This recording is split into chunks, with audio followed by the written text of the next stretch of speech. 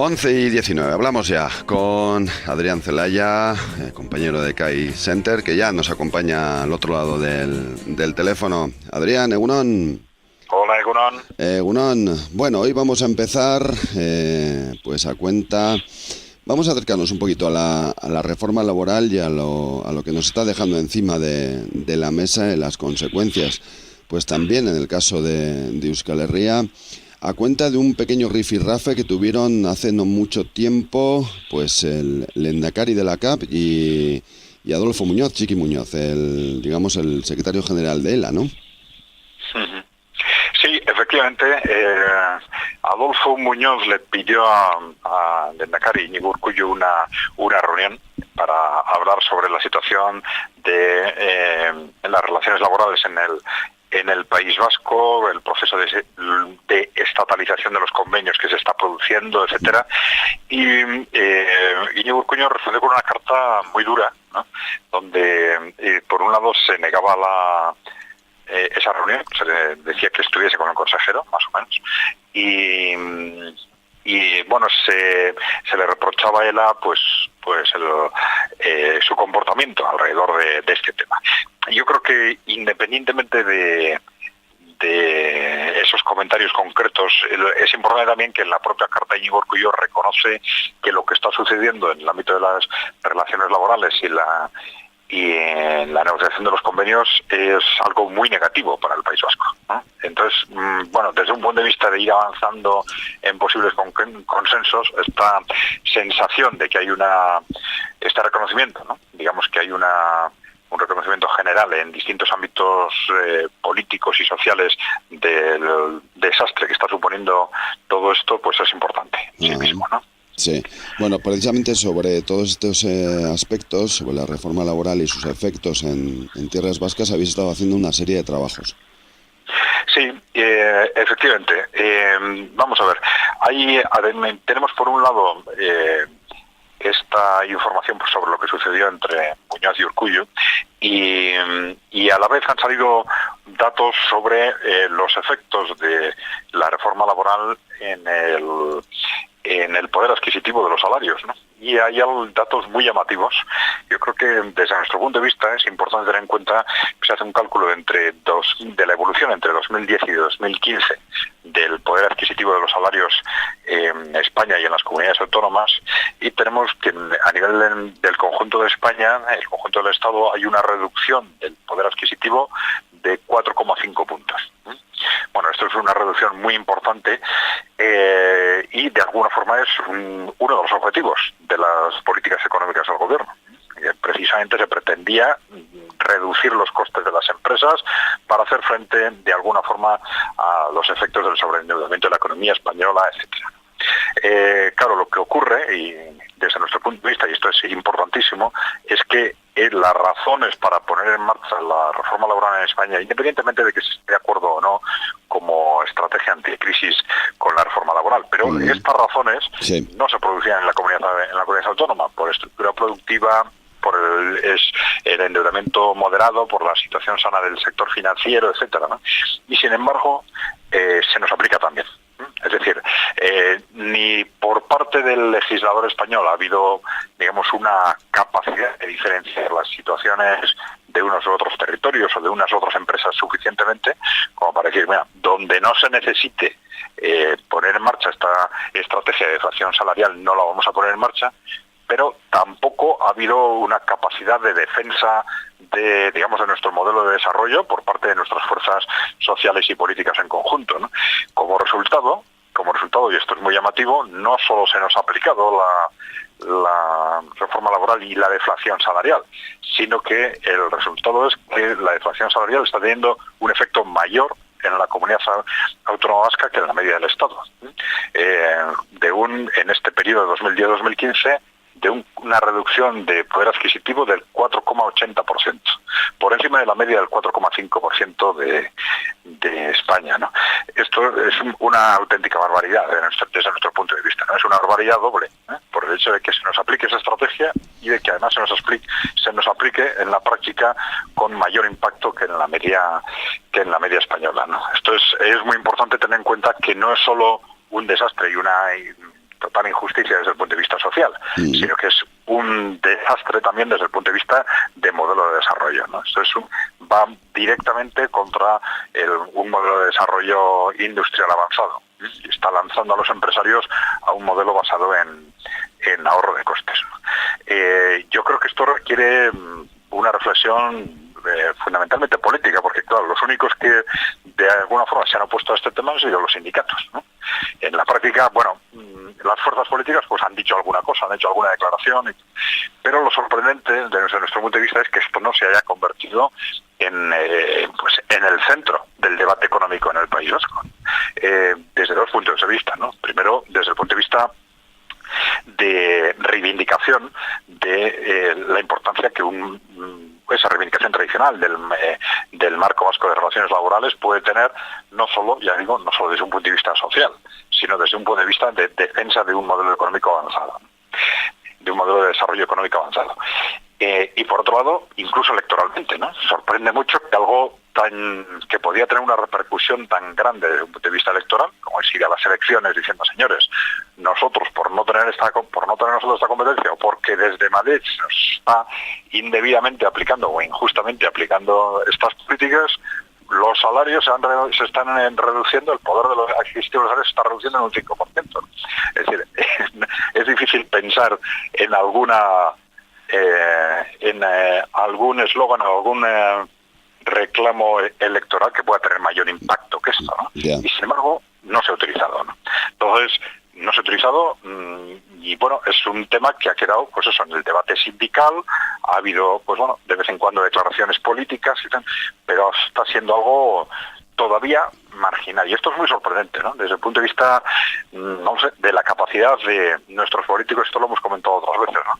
Durante toda esta crisis, de realmente situar sus objetivos, ¿no? De realmente hacer un diagnóstico claro de cuáles son los retos de este país y ser consecuentes con ellos.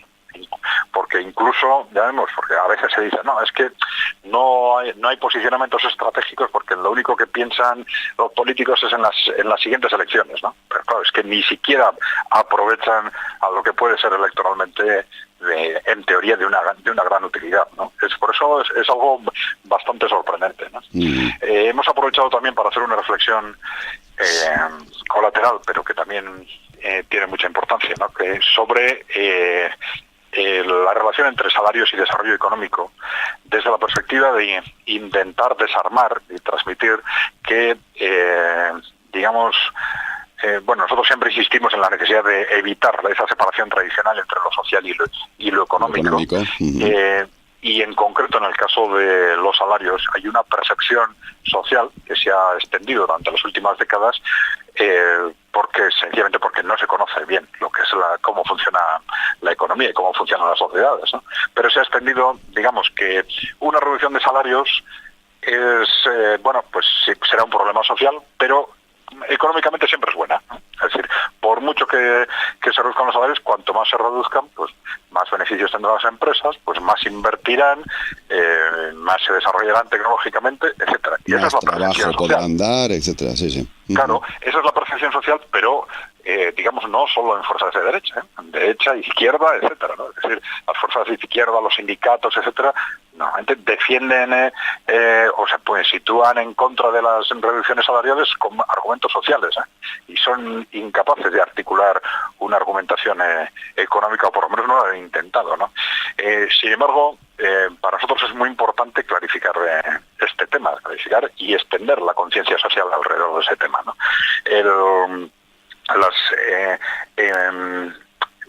Los modelos de desarrollo avanzado, de desarrollo industrial avanzado, que era teóricamente el modelo por el que caminaba este país hasta el estallido de esta crisis, no es solo que permitan salarios más altos, exigen salarios altos, ¿no? Exigen salarios altos porque en una dinámica empresarial en la que los salarios se sitúan excesivamente bajos, los incentivos del empresario no son a invertir, a desarrollarse tecnológicamente, etcétera, son a competir en base a costes, ¿no?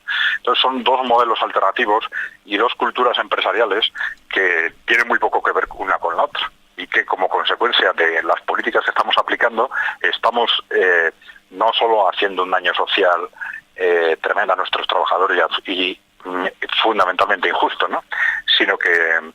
estamos, digamos, distorsionando y desviando lo que se suponía que era nuestro modelo de desarrollo, ¿no? Y esto se está viendo, pues bueno, en la pérdida de peso industrial, en reforma laboral, en todo el debate que se ha producido alrededor de las cajas de ahorros, de la importancia del sistema financiero, del papel del sistema financiero frente a la inversión industrial, en que cómo está cayendo nuestro esfuerzo en I+D, etcétera, ¿no? Y son muchos factores que nos están llevando en una dirección, desde luego, no positiva, digamos, no positiva. Bueno, y lo que decías, ¿no? Que parece que las formaciones políticas como más cercanas pues también entran, ¿no? en esa dicotomía que consideráis falsa, ¿no? Sí, sí, vamos a ver, yo creo que hay un problema que se ha acentuado en las últimas décadas como consecuencia de esta diferenciación entre lo económico y lo social. Bueno, vamos a ver, esta distorsión entre los conceptos tradicionales de izquierda y derecha, la cual, bueno, la derecha es, digamos, la que se ocupa del crecimiento económico y la izquierda, digamos, de lo social, ¿no? Y, claro que yo creo que es algo muy negativo al final tanto para el desarrollo social como para el desarrollo económico de los países, ¿no? Yo creo que de ese aspecto, pues un esfuerzo de difusión, de cultura económica es muy importante, ¿no? Pero desde la otra perspectiva sí podemos decir que algo muy serio está pasando en el conjunto de nuestra clase política por esa falta de capacidad de defender ese modelo de desarrollo que durante las décadas anteriores pues estaba funcionando bien, se estaban haciendo esfuerzos importantes y nos había situado al comienzo de la crisis en una posición privilegiada, ¿no? Sin embargo, en todo lo largo de esta crisis estamos por unas razones u otras dando pasos en sentido contrario y da la sensación de que falta capacidad de diagnóstico y capacidad de posicionamiento y capacidad de estrategia, ¿no? Para hacer frente a todo esto. No sé si estamos dejando todos los huevos en la cesta de Madrid o qué está pasando, ¿no? Sí, es difícil. Nosotros no nos hemos atrevido a decir es esto lo que está pasando. Ya. Es decir, estas son las razones. No nos atrevemos a decir cuáles son las razones. Pero el diagnóstico es claro, ¿no? Sí. Oye, en una semana en la que además en Francia, por decreto, reforma laboral, me da que muy similar, ¿no? A la española y a otras. Sí, efectivamente. Bueno, es sorprendente, ¿no? Es sorprendente hasta qué punto están apretando el acelerador en el gobierno francés, sabiendo lo tremendamente impopular que son estas medidas, ¿no? Vamos a ver hasta dónde llega, pero claro, justo con unas elecciones presidenciales tan cerca, el impacto político de algo de esto, pues de estas medidas que se están adoptando puede ser fuerte. Sí, además, sí es cierto que a Francia desde hace ya años se le ha puesto como una diana, ¿no? En ese sentido, como que iba a ser la siguiente prácticamente, ¿no? Es lo que se comentaba en muchos círculos así económicos internacionales, ¿no? Bueno, Francia tiene dos retos fundamentales. Uno es el de, digamos, ajuste de las cuentas públicas, ¿no? Y otro es el del sistema financiero también, ¿no? Es decir, los problemas del sistema financiero, en nuestro caso pues se ha hablado mucho de España, pero son generales al conjunto de Occidente, ¿no? De Europa y de Estados Unidos, y Francia tiene problemas particularmente graves en ese sentido. Pero bueno, digamos, son aspectos que están interrelacionados, ¿no? Es decir, los problemas del sector financiero tienen mucha relación con el haber asumido riesgos excesivos, con el sobreendeudamiento, y no los estamos resolviendo tampoco en Francia a través de la reestructuración del sistema financiero, sino a través de repercutir los costes sobre la economía real en su conjunto, ¿no? Sobre gobiernos, familias, empresas, etcétera. Bueno, esto está llevando al conjunto de Occidente a un callejón sin salida. No acabamos de salir de los problemas de fondo y incluso los problemas, digamos, más de mayor riesgo, que son los del sector financiero, siguen como estaban hace unos años, incluso agravándose, ¿no? Lo estamos sosteniendo en base a expansión monetaria, ¿no? Una expansión monetaria que comentado otras veces, se utilizan unos argumentos u otros para justificarla, pero el verdadero objetivo es evitar el estallido del sistema financiero. Bueno, el TIP, que ha estado también en la mesa, o por lo menos en los medios de comunicación, a cuenta de las filtraciones de esos documentos del último borrador a través de Greenpeace. Bueno, y en casa, ¿cómo está el TIP? ¿Y cómo está respondiendo también nuestra clase política? ¿Y qué estamos viendo del TIP en estos últimos días? Sí, bueno, ha habido algunos movimientos en distintas direcciones. Hubo una jornada organizada por la Cámara de Comercio de Guipúzcoa, en la que, digamos que más que el propio enfoque de la jornada, lo extraño fue el tratamiento en los medios de comunicación, donde se transmitían en los titulares que aparentemente se hablaba de las ventajas del TIP para las pymes, ¿no? Bueno, vamos a ver, yo creo que independientemente de que cuál sea la valoración conjunta sobre un tratado de este tipo, no solo es legítimo, sino que es positivo que las empresas analicen qué es lo que pueden sacar de un tratado o del otro. Eso en sí mismo parece que es algo evidente, ¿no?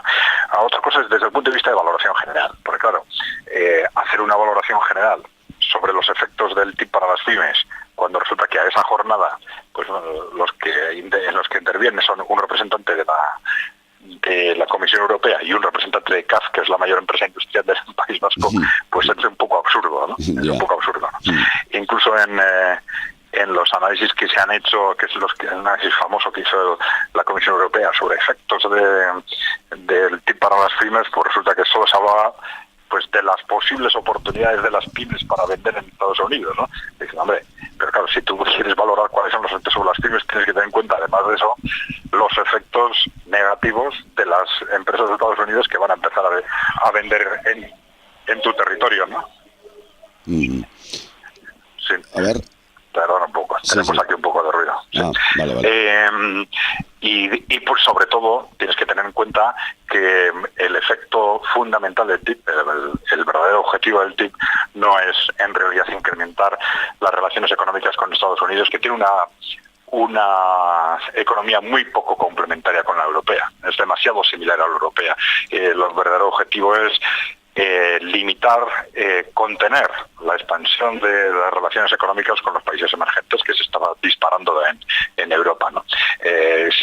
Si tú hablas con las empresas, haciendo cualquier sondeo entre las empresas de nuestro territorio y comparas cuáles son las expectativas estratégicas respecto al comercio con Estados Unidos y respecto al comercio con los países emergentes, pues queda claro que los objetivos de las empresas en un 95% son los países emergentes, ¿no? Que es lo que se quiere cortar. Entonces, eso tampoco se mide, ¿eh? El daño que se produciría a las pymes como consecuencia de del entorpecimiento de las relaciones con los países emergentes, ¿no?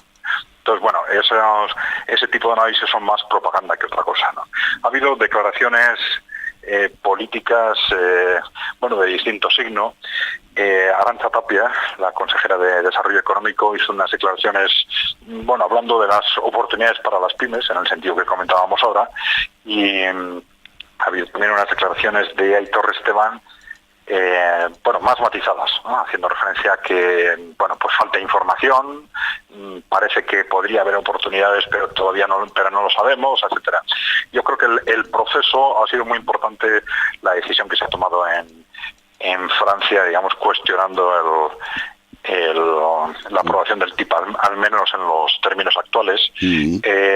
Vamos a ver, yo creo que esta filtración de Greenpeace ha sido importante más por el hecho en sí misma, porque algunos políticos que estaban muy incómodos con lo que se estaba haciendo, pues pueden utilizarla de pretexto para desmarcarse, ¿no? Estamos ya muy cerca del fin del mandato de Obama. Yo creo que será un punto de referencia muy claro, ¿no? Va a ser muy difícil. Yo creo que si para cuando Obama deje la presidencia de Estados Unidos no se ha aprobado el TIP, yo creo que seguramente no saldrá adelante. El impulso político ha estado muy vinculado, tanto del TIP como del TPP con Asia, ha estado muy vinculado a la presidencia de Obama. Seguramente una nueva presidencia tendría que partir de cero y ya sería muy difícil que estos dos tratados salieran adelante. Bueno, vamos a verlo, porque la apuesta es muy fuerte y el objetivo, ya lo hemos dicho, no tiene nada que ver con con incrementar el comercio con Estados Unidos, las relaciones económicas entre Estados Unidos y Europa, sino es un objetivo político y geoestratégico, ¿no? Que es, digamos, mantener a Europa atada, evitar que a través del incremento de las relaciones comerciales con los países emergentes, pues Europa asuma ese papel que la industria avanzada europea tenía en mente, ¿no? Que era ese papel de socio tecnológico de China, Rusia e India, ¿no? Que le iba a dar un peso muy importante en el conjunto de Eurasia, digamos, pero claro, un peso que estaba muy relacionado con una mayor independencia de Estados Unidos, y que es un riesgo que Estados Unidos no puede aceptar. El objetivo del TIP, como en el TPP cara al Pacífico, es también un objetivo frente a China, ¿no? Por eso no es raro, por eso los dos procesos se han puesto en marcha a la vez, porque ante el reto geoestratégico que en este momento está encima de la mesa, ¿no? Es la lucha entre un mundo unipolar o multipolar, pues esta es un arma esencial para los Estados Unidos, ¿no? Bueno, pues veremos, lo dirá el tiempo. Adrián, que ya hemos cumplido el tiempo por hoy, como siempre agradecerte tu presencia en estos micrófonos y hasta la siguiente. Ondo segui. Muy bien, Juan Carlos. Vale, adiós. Hola, bueno.